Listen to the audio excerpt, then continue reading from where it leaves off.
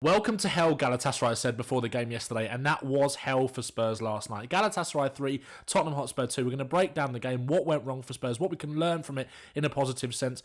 We're not going to go through all 28 shots, all 28 chances that Galatasaray had, but we're going to go through some of them and try and get to the root causes of what Spurs' problems were last night. If you are new to the channel, if you wouldn't mind subscribing, please do. We did this before and after every single game for Spurs. We preview it like we did yesterday on stream, and then we break it down like we're doing today. There will be an Ipswich preview on the channel tomorrow, and there'll be a breakdown on Monday, and there'll be plenty of videos throughout the international break focusing on Tottenham as well, so make sure to subscribe and stay tuned for those. I mean, the best place to start is obviously the goals. Galatasaray's first goal, Spurs couldn't really done anything about. Actually, let's talk about how Spurs set up, and we'll come back to the goals. Obviously, this was the team that Ange Postecoglou went with. I did kind of say before the game, really, that I wasn't too bothered about this game. I know, obviously, winning kind of obviously breeds that habit, and it breeds that mentality, that Spursy kind of mentality that we don't win anything, that we're all trying to shake, right? And going into this game with that attitude might not be the most healthy thing, but we've won 3 out of 3 games in the Europa League up until this point so far. And I think last night was about not really getting any injuries and providing real good experience to some of these younger players. Some who thrived in it and some who didn't really. And we'll obviously talk about that with certain players. I want to talk about Lucas Bergvall, I want to talk about Archie Gray, I want to talk about Will Lancashire. Obviously a very mixed night for him. We're not really going to go through the red card. I don't really think that needs analysing, to be honest. I think he just kind of lost his head in a moment. He probably should have had a free kick just before that. And obviously an amazing night for him in terms of the moment of getting his goal as well. But he'll be disappointed, but he'll learn from it. The team I predicted was slightly different to this. I thought he would go with Dom Solanke up front, but I'm glad that he put that trust in Will Lancashire. Heung-Min Son and Brennan Johnson came off at half-time, so that kind of showed you that Ange, despite being 3-1 down, obviously he brought Sarr on, he brought Kulusevski on, Bentancur came on, and Solanke came on throughout the game as well. But I think that kind of showed you that the fact that Ange was not giving the game up, but prepared to rest these kind of players. I did say in the preview stream yesterday, if anybody was there, about the fact that I do have this horrible feeling that Solanke and Johnson are kind of those players that are maybe one game away from an injury. Johnson was absolutely flagging by the end of the game on Sunday, and Solanke, we know how hard Solanke works, and there will be a Solanke video on the channel during the international break as well. But I mean, it was important to keep those kind of players fresh, but it was important not to run them into the ground too much. So that's kind of how he went and set up. I want to talk about Rodrigo Bentancur as well, because I think he really changed the game for Spurs yesterday and gave us a lot more composure in that midfield. But first goal, I mean, free kick, set piece comes in, headed away by Archie Gray. It's an amazing volley. There's not really much you can do about that, right? There's not really much you can do about that. Look, Fraser Forster, I think, had a mixed game last night, and I think there were some people that were kind of giving him a bit of stick for this goal, which people saying that he was a little bit flat-footed and Vicario maybe saves it. Look, Vicario, if I just hide myself here, Vicario made a few brilliant worldy saves against Karabag in the first game, a couple from distance. Maybe he would have saved that, but I think that's been incredibly harsh on Fraser Forster. Obviously, Spurs got level. Look, we're not going to go through all of the chances that Galatasaray had in this game, but we're going to go in detail on some of the ones and try and get to the problems of why Spurs were having so many issues and how we couldn't really live with them. But we got back in the game. We settled down. We composed ourselves. The ball gets worked out to Sonny. He comes inside. The ball falls to Gray. And this is a lovely little pass. And look, this is the advantage of having Gray at left back. Look, I think he struggles defensively. And I think these games playing at left back and right back against tough opposition like this, I mean, like I said, you'd go back to that Galatasaray team, the attacking quality and experience they've got in there is crazy. So, look, you're always going to struggle. I get that, of course. But I think it's good to kind of expose these players to these kind of environments. Ange said that he was kind of going to do that before the game, and I think they'll be better off for that.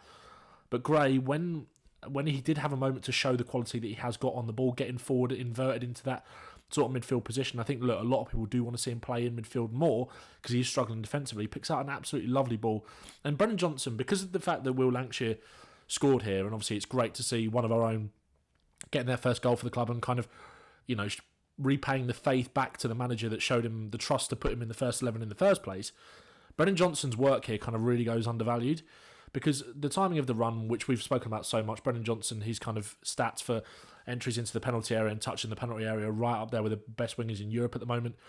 And his timing of the run as well allows him to kind of get these really effective touches off.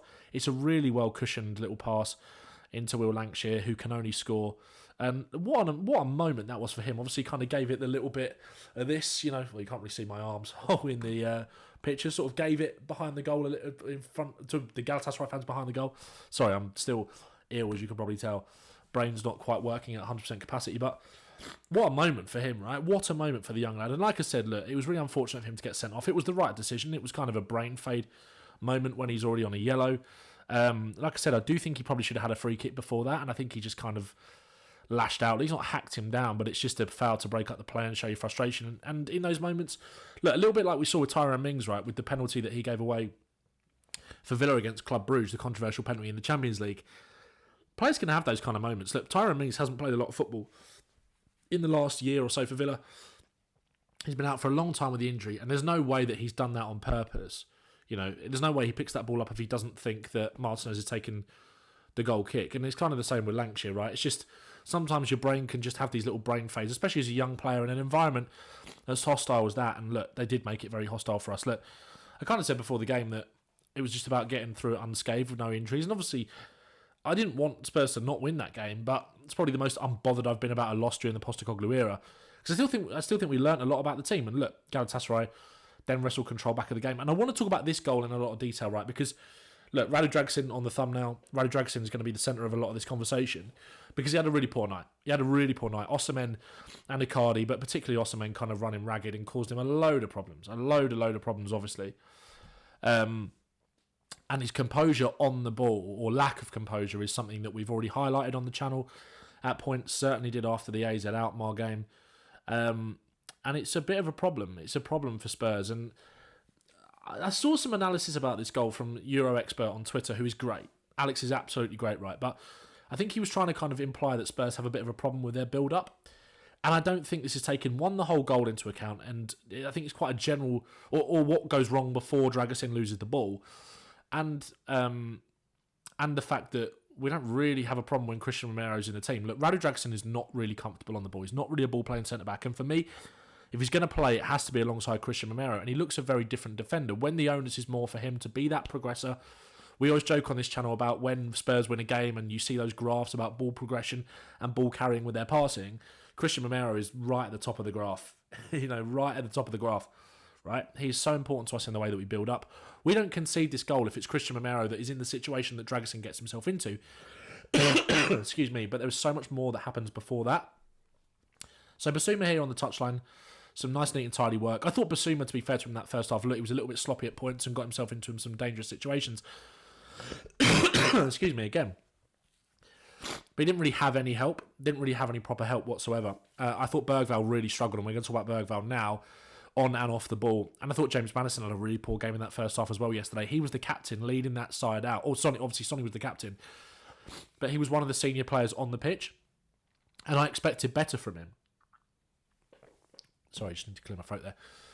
I expected better from him, really. I thought he was poor out of possession. I don't think he showed for the ball anywhere near as much as Rodrigo Bentancur. And look, there's always these kind of accusations about James Maddison about the fact that he goes hiding in these kind of games. And look, I don't always think that's fair. I think it's kind of a general statement. But he's not exactly doing enough in these kind of games to not dispel that myth, if you understand what I'm saying.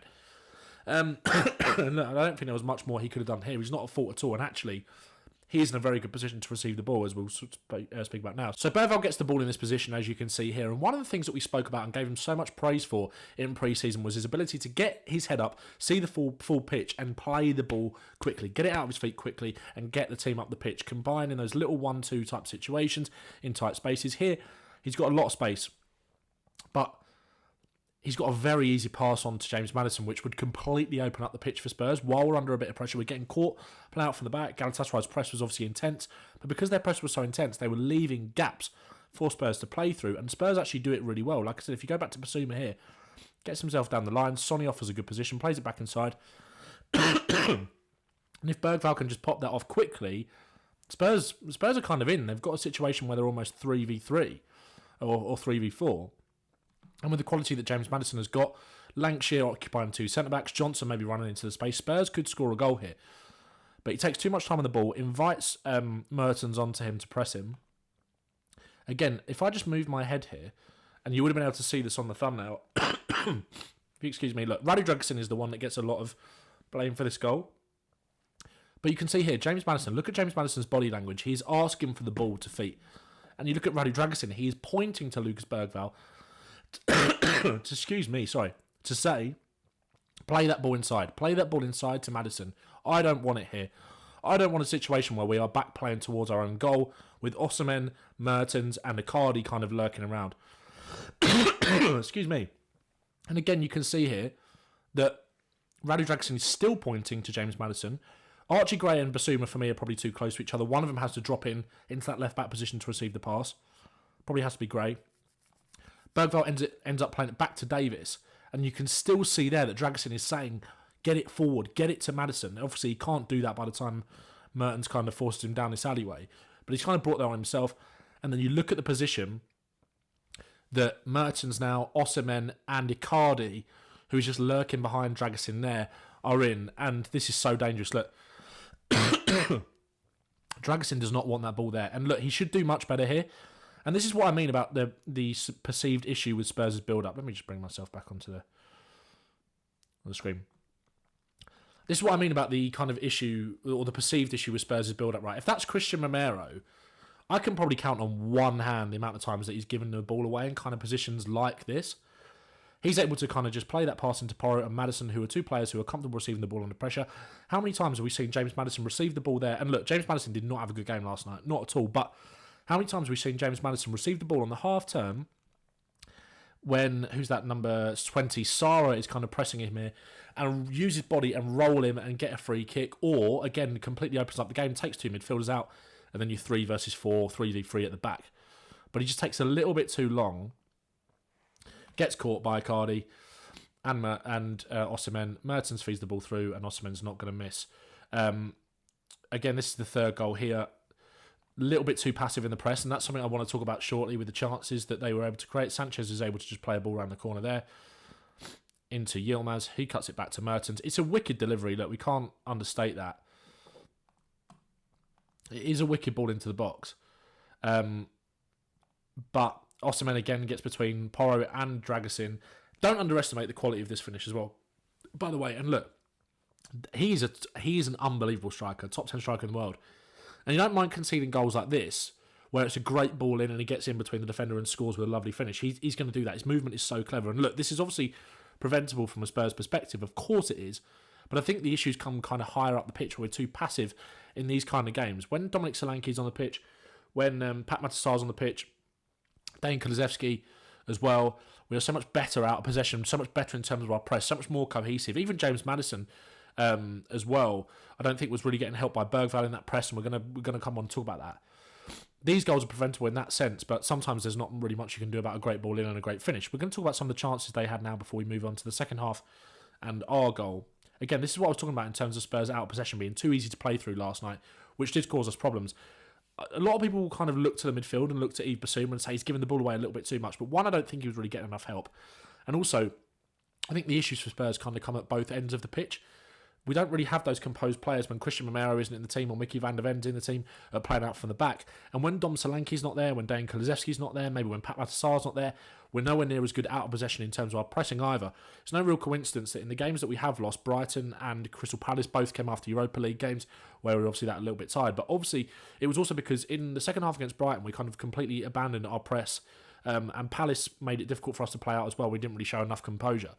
Look, that was with our best players in the team, our best centre-backs. I'm not saying that Romero and Van der Ven are faultless every time, but they certainly give you a better chance. Certainly Romero does anyway. Anyway, here, Spurs are in a good position. Lancashire, again, presses the goalkeeper. You can see James Maddison there is pointing to Lucas Bergvall to say, go and put pressure on the left-back, or the left-sided centre-half. Go and put pressure on him. He's still pointing by the time the ball is halfway towards him. Bergvall then kind of suddenly realises, then springs, but by that time, he's got the ball and he's already laid off the pass. And then look at the position that Sarah's got himself into here. He's run off the back of Maddison and space. Good ball in to Sarah as well there, who gets away from Porro. And again, this is a very dangerous situation for Spurs to be in. Osimhen gets in behind Dragusin. Again, I don't think Dragusin had any idea really where he was. And he gets in behind him. And thankfully, this time, he doesn't finish. But again, it kind of comes from our poor, like I said, poor at both ends of the pitch in terms of our composure, playing out for the back and in terms of our very disjointed press. Dragusin here takes too big of a touch, tries to play it down the line to Johnson. It's not a great ball. Johnson, yes, has kind of got to come and meet it halfway. But again, we invite these kind of situations onto ourselves and look at the back four. They get in, and thankfully Fraser Forster saved that one. But I think the second half, it improved for Spurs despite us going down to 10 men. And I think if I kind of look at the average positions here, excuse me, thanks for sticking with me, by the way, guys. I'm still haven't fought off this cold. Anyway, so if you look at Lucas Bergvall and James Maddison, obviously James Maddison's average position... Oh, sorry, I haven't actually got it up. James Maddison's average position is kind of distorted here by the fact that he played left wing in the second half. But again, I don't think he was coming anywhere deep enough in that first half, and neither was Lucas Bergvall, to kind of help Yves Bissouma out defensively, but also in terms of our ability to build from the back. We couldn't really build. There was so much pressure on Bissouma. And then when you bring Bentancur into the mix, far more central, covering a lot more ground in those central areas. Pat Matasar as well, playing that little bit further forward, giving you those legs to go forward in transition, which was more important when we had 10 men as well. And Rodrigo Bentancur, I think, just offered a lot more calm. This situation here, he's backing Bissouma up. Bissouma did not get a lot of help in the game. But here, Bissouma loses it. He's still fighting for it, sort of wins it back. But Bentancur in there, doubling up with him. Is that double pivot? I'll help you out. This is an amazing bit of skill, amazing use of his body.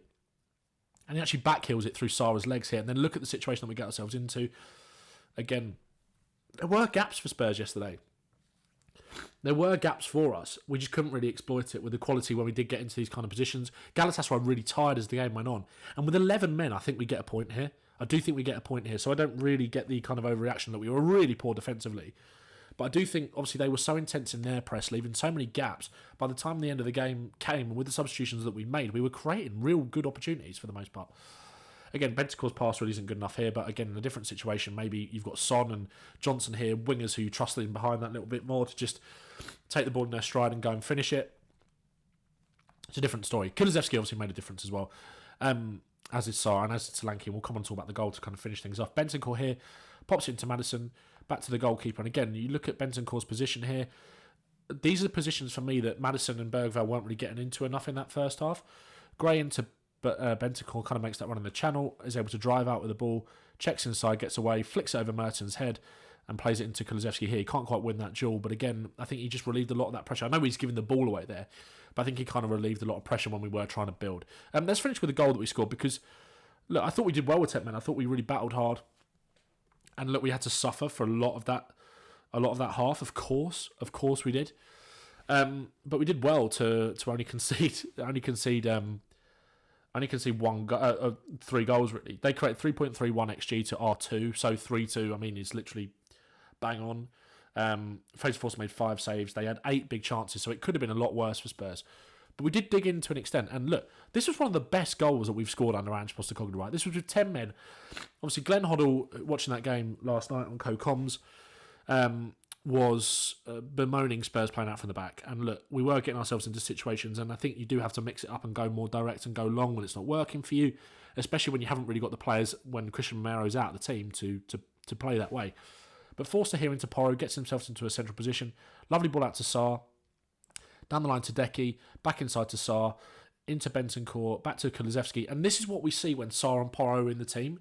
We used to see this quite a lot last season where Kulusevski was the winger and he kind of be out wide, be that sort of wide playmaker. But he still does this now kind of as that sort of Mazzala, as that sort of half winger. Johnson will be the one kind of making the run where Porro or Sarr is, and you'll get a midfielder or the fullback kind of bombing on because he still likes to come into those wide positions. And again, the game was opening up. They were tiring. It's a lovely ball down the line. And again, Dom Solanke, it's a lovely, lovely finish. Honestly, that was one of the best goals I think we've scored of the Ange era, really. Look, thanks for watching this, guys. Look, on to Ipswich. That's the mentality. We caused ourselves a lot of problems last night. We're still in a very good position in the Europa League. If I just bring up the table to kind of end things here, Galatasaray moved to 3rd. We're 7th, so we're still in that top 8, which is a good sign. 9 points. So obviously, we have to make sure that we go and win against Roma and get something out of Rangers, beat Elfsborg, and get something out of Hoffenheim. And we should be absolutely fine to go through in that top 8. So I'm not too worried about last night, really, if I'm being honest. Hopefully, you can understand our problems a little bit better in that game after watching this. Thanks for sticking with me through the cough and everything like that. And I hope you enjoy the video. There'll be an Ipswich preview tomorrow. There'll be an Ipswich breakdown on Monday, hopefully talking about a win and hopefully talking about Spurs going into the top 4, right? Because we have to zoom out, look at the bigger picture. Sunday is a big game for us, and we kind of move on. So thanks for watching. Make sure to like and subscribe, and up Spurs.